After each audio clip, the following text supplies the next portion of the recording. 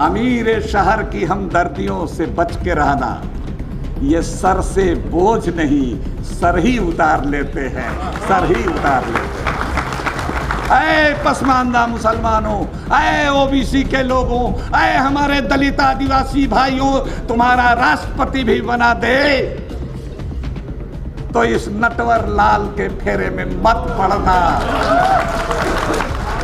हमारा तमाम चीज हमारी लूटी जा रही है।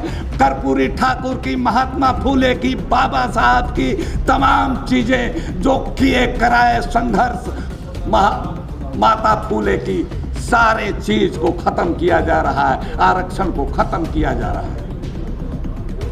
क्या कर रहे हैं हमारे आज के सामाजिक न्याय के योद्धा? क्या कर रही है वो अपोजिशन की पार्टियां? क्या कर रही है वो सामाजिक न्याय की पार्टियां? उन पर भी एक शेर। पत्रकार रहे भाई, दोधारी तलवार चलाने की आदत रही है। आपने बोला इसलिए हमने संक्षिप्त कर दिया। दूसरा एक तो शेर सुन लिया, ये मोदी जी के लिए था और आपके लिए भी था, और दूसरा अपोजिशन के लिए। तू इधर उधर की बात न कर, तू इधर उधर की बात न कर, ये बता कि कारवां क्यों लुटा? तू इधर उधर की बात न कर, ये बता कि कारवां क्यों लुटा? मुझे रहजनों से गिला नहीं। देखिए इसमें कुछ हम सुधार कर रहे हैं। असली शेर है मुझे रहजनों से गिला नहीं, हम इसको थोड़ा सा बदल रहे हैं। मुझे तू इधर उधर की बात न कर, ये बता कि कारवां क्यों लुटा? मुझे रहजनों से तो गिला है, गिला है, लेकिन तुम्हारी रहबरी का भी सवाल है, तुम्हारी रहबरी का भी सवाल है। हम वोट देते हैं, हम कोई बीजेपी को नहीं वोट देते हैं। हम लोग जिनको वोट देते हैं, अपराधियों को, मर्डर करने वालों को, दलित बेटी भाई बहनों को, आदिवासी भाई बहनों को, पसमानदा मुसलमानों को, जिंदा जलाने वाले, लूटने वाले, बलात्कार करने वाले, मार काट मचाने वाले, उनके तरफदारी के लिए लोग खड़े हो जाते हैं। उनके लोग खड़े हो जाते हैं, गलत काम के लिए खड़े हो जाते हैं। लेकिन हम लोग मजलूम हैं, हम लोग मारे जा रहे हैं, मॉब लिंचिंग हो रही है, बुलडोजर चल रहा है। लेकिन हमारे जो सामाजिक न्याय की पार्टियां हैं, जो हमारे सेकुलर पार्टियां हैं, वो तो आजकल सेकुलरिज्म शब्द अपने जबान पर लाने में डरती हैं। वो क्यों नहीं हमारे साथ खड़ी होती है? इसी के लिए हम कहते हैं कि हमारे रहजन तो है, वो तो लुटेरा है, डकैत है, वो तो करे है, न उसको लेना है न देना है। लेकिन तुमको तो हम देते हैं, तुम इतने कमजोर क्यों? जनता पर तुम्हारा भरोसा नहीं है, जनता ओबीसी पर तुम्हारा भरोसा नहीं है, दलित समाज पर तुम्हारा भरोसा नहीं है। हम लोग माइनॉरिटी नहीं हैं, हम लोग अकलियत नहीं है, हम लोग अल्पसंख्यक नहीं हैं, हम लोग इस देश के बहुजन हैं, हम लोग इस देश के मूल निवासी हैं, हम लोग सुदर हैं। अरे भैया सुदर हैं, सुदर हैं, हम लोग सुदर हैं सभी लोग। इसलिए माइनॉरिटी कहने से हम परहेज करते हैं। और आप लोगों से भी निवेदन है, माइनॉरिटी एक ऐसा शब्द है जो इंफीरियरिटी कम्प्लेक्स, हीन भावना, उर्दू में उसको कहते हैं, एहसास कमतरी पैदा करता है। अरे भाई, हिंदू पिछड़ा, मुस्लिम पिछड़ा अगर मिल जाए, दलित, हिंदू दलित, मुस्लिम दलित मिल जाए, आदिवासी मिल जाए, तो हम अक्सरियत के लोग हैं, हम बहुजन हैं, हम इस देश के मुस्तकबिल को, इस देश के भविष्य को संभालने वाले हो सकते हैं। इसीलिए हमने शब्द लाया पसमानदा। आप सुन लीजिए, ये ओबीसी ये क्या है? अदर बैकवर्ड क्लासेज, थोड़ा लंबा नाम है। मैंने बहुत दिमाग को खपाया कि उर्दू में हम कोई ऐसा शब्द खोजें जिसमें हम ये बताएं, ये छोटा शब्द, तो वही ओबीसी पिछड़ा हमने पसमानदा निकाला।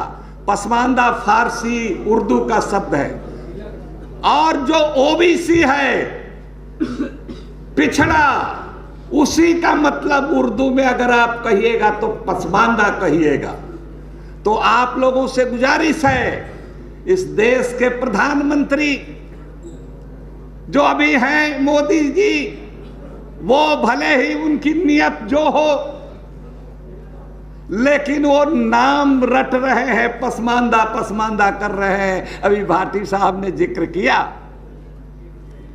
आप लोग क्यों हम लोगों को अकलियत कह रहे हैं, हम लोगों को मुसलमान कह रहे हैं? अगर आप लोग नहीं बोलिएगा, अगर सामाजिक न्याय की ताकतें जो पार्टियां हैं वो हमको अब पसमानदा नाम से नहीं पुकारेगी, तो यही वो लूपहोल है, यही वो सुराख है जहां से मोदी पसमानदा पसमानदा कह करके घुस रहा है। इसके पहले वो पिछड़ों में भी घुसे हैं, दलितों में भी घुसे हैं, आदिवासियों में भी घुसे हैं, अति पिछड़ों में भी घुसे हैं। अब वो मुसलमानों में घुस करके पसमानदा के नाम से घुसना चाहते हैं। उनकी नियत ठीक नहीं है। भाई लक्ष्मण यादव जी, हम लोग उनकी सराहना करते हैं कि हर अपने तकरीर में वो कभी अकलियत और मुसलमान नहीं कहते हैं, पसमानदा मुसलमान कहते हैं। और भी साथी सब का ये करते हैं। तो साथियों, पहली बात कि हम अकलियत नहीं हैं, हम अक्सरियत के लोग हैं, हम बहुजन के लोग हैं। दूसरी बात जो हम कहना चाहते हैं कि आज मैं दो संगठनों की तरफ से यहां बोल रहा हूं। एक तो ऑल इंडिया पसमानदा मुस्लिम महाज का कौमी सदर होने के नाते, और दूसरा मैं इस नाते बोल रहा हूं सामाजिक न्याय आंदोलन बिहार की तरफ से। लक्ष्मण यादव जी यहां बैठे हुए हैं, प्रोफेसर रतन लाल जी आ गए। ये सब लोग जानते हैं कि हम लोगों ने बिहार से एक प्रक्रिया शुरू की है। ऑल इंडिया पसमानदा मुस्लिम महाज और सामाजिक न्याय आंदोलन की तरफ से हम लोग कोई 1-1.5 साल से पूरे बिहार के विभिन्न जिलों में हम लोग एक सम्मेलन और संगोष्ठियां कर रहे हैं। एक बड़ा सम्मेलन हम लोग 12 मार्च को करने जा रहे हैं। महासभा, ओबीसी महासभा के साथी जो पूरे देश से आए हैं, उनको हम इन दोनों संगठनों ने तय किया है, जब आज के आपके सम्मेलन में आए हैं, कि हमारे 12 मार्च के पटना सम्मेलन में आप सब लोग आमंत्रित हैं, सादर आमंत्रित हैं। सभी लोग इस सम्मेलन में आइए। यही वो रास्ता है कि फिरका परस्तों को, सांप्रदायिक लोगों को रोका जा सकता है। भाइयों, एक बात मैं कहना चाहता हूं, अभी जाति जनगणना को लेकर के बात हुई। जब मैं पार्लियामेंट में था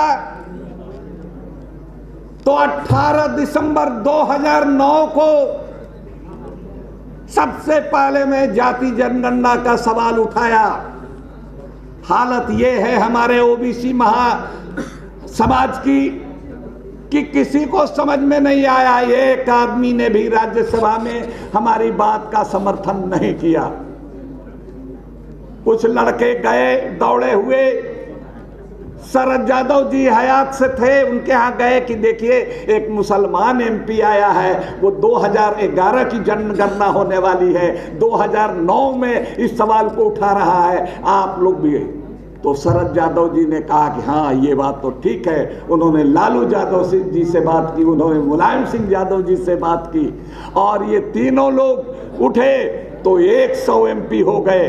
गोपीनाथ मुंडे साहब ने उसमें हाथ मिलाया। तो मैंने इस सवाल को उठाया और हमने लिखा, हमने ये किया अब अभी जो जनगणना बिहार में हो रही है, उस अभी से आज से 1.5 साल पहले एक बुकलेट छपवा करके और हम लोग पूरे देश में इसको जारी किए हैं। यहाँ दिल्ली से भी, जिसमें प्रोफेसर रतन राज, दिलीप मंडल साहब और सूरज मंडल साहब, ये तमाम लोग थे। क्या ये जाति जनगणना के बारे में हमने छपवाया है? हमने छपवाया। क्यों जरूरी है जाति जनगणना? हमने कहा है सांप्रदायिक ध्रुवीकरण का यही इलाज, जाति जनगणना के लिए हो जाओ तैयार। सांप्रदायिक ध्रुवीकरण का यही इलाज, जाति जनगणना के लिए हो जाओ तैयार। आज की तारीख में जो सांप्रदायिकता है, उसका मार्केट में जो इलाज है, ये सबसे बड़ा इलाज है जाति जनगणना। इस बात को हमने 2009 में कहा था। दूसरा हमने नारा दिया, इसमें ये हमने मंच के लोगों को दिया है, और कुछ बचेगा तो आप लोग ले लीजिएगा। दूसरा नारा दिया, दलित पिछड़ा एक समान, हिंदू हो या मुसलमान। दलित पिछड़ा एक समान, हिंदू हो या मुसलमान। तो दोस्तों, ये जनगणना कितनी महत्वपूर्ण है। 1872 से राष्ट्रीय स्तर पर जनगणना होती रही है, कभी उसमें गैप नहीं हुआ। 1872 का मतलब 151 साल से ब्रिटिश पीरियड था, कई सरकारें आई, लेकिन जनगणना नहीं रुकी। ये पहली दफा है कि मोदी सरकार ने इस जनगणना को 151 साल के बाद पहली बार जनगणना रुकी है। और इसीलिए डर यही है कि ये जो गुब्बारा सांप्रदायिकता का उठा करके फुलाए हुए हैं, अगर जाति जनगणना होगी तो ये गुब्बारे में छेद हो जाएगा और ये गुब्बारा धड़ाम हो जाएगा।